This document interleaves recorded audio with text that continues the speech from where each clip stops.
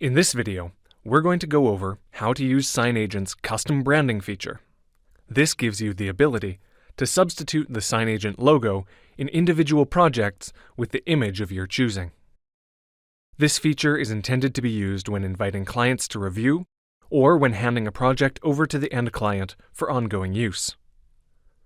While the feature remains in beta, the first step is to request a list of organizations you would like to have custom branding enabled for.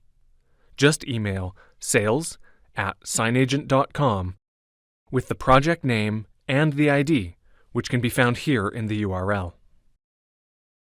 Once you receive an email confirming that access has been granted, open the settings for this organization and navigate over to the Branding tab. Click on Choose File and select the logo you wish to upload. After saving, you'll see the logo appears in the header of the left-hand sidebar.